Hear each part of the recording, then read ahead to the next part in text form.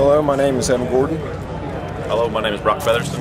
Hello, I'm Aaron Yance, and we did the auxiliary air supply system. Auxiliary air supply system on a track?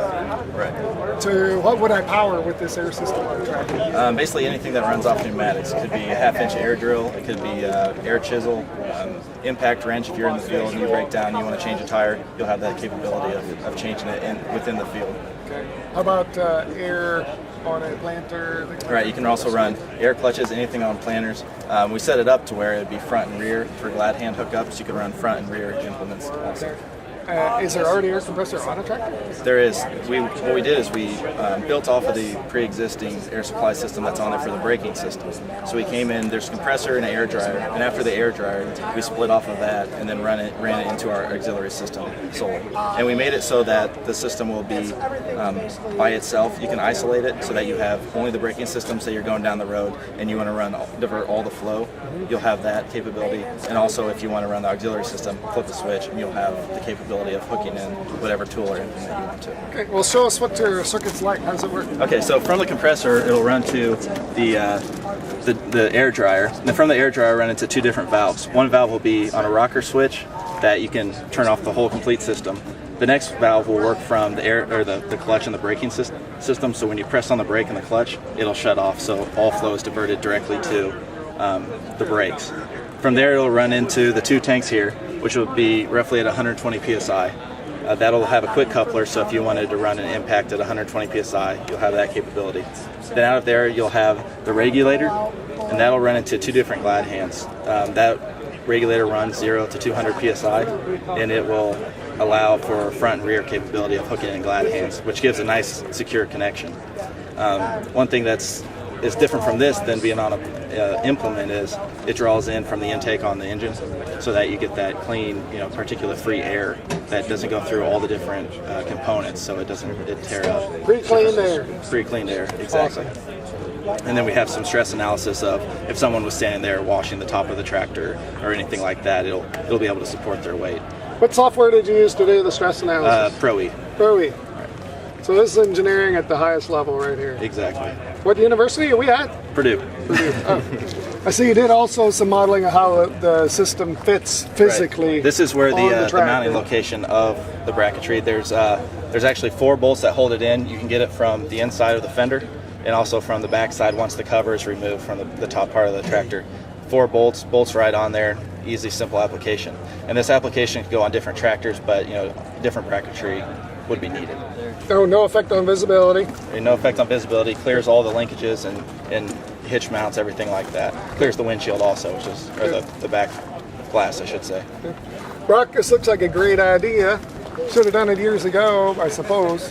But how much does it cost? Well, we have the breakdown right here of what it would be to put on our system right here. Now, this is all consumer cost. This is us going out and physically buying at retail price. So this is your prototype cost? Yeah, prototype cost. So what would it be to put ours here on the machine, and this is the total, what everything would be to put on the machine. And this is all, like I said, consumer prices. So if it would come into large production scale, you'd probably have a lot less markdown on it and be cheaper for the farmer and more marketable, I guess, to them because it'd be cost effective.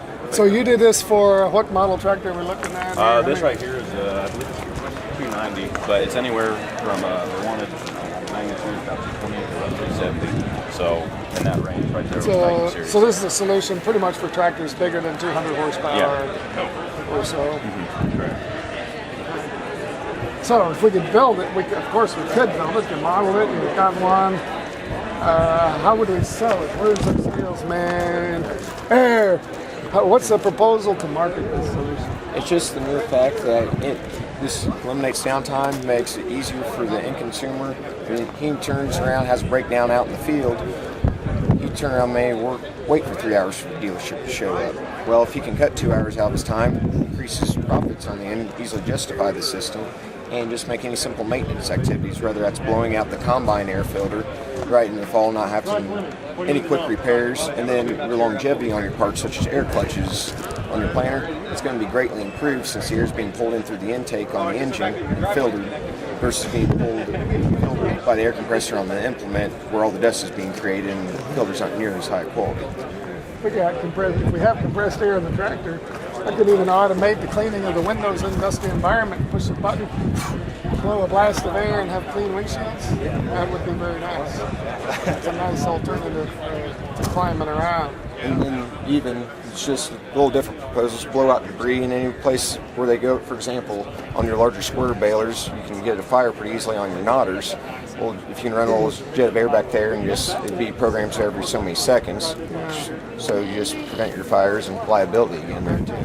I might be asking a question that's too difficult to answer while standing, but what's sort of the horsepower equivalent of compressed air that we have to work with out of this system? Are we talking like the quarter horsepower, or this is 5 horsepower of air? Most implements, I think it's like a third horsepower compressor that they put on there. Okay. But this compressor that we have on there is probably 15 or 16 times bigger. Oh than my! that. So it's huge. I mean, it's big. So this compressor is like a shop compressor. Right. Well, it's bigger than last because it flows 21.2 CFM. So Oh, The okay. flow on some of the implements are anywhere from I think it was like 0.7 to 1.7 CFMs. This goes up to 23 at the high end, 23 CFM. So I mean, it's multiple times bigger. So it's a large shop compressor. Very large. you can Even with flat tires and who knows what. it can power 1-inch impact, and it's not even using half the capacity out the air compressor, so you can take essentially any bolt possible loose that you need to.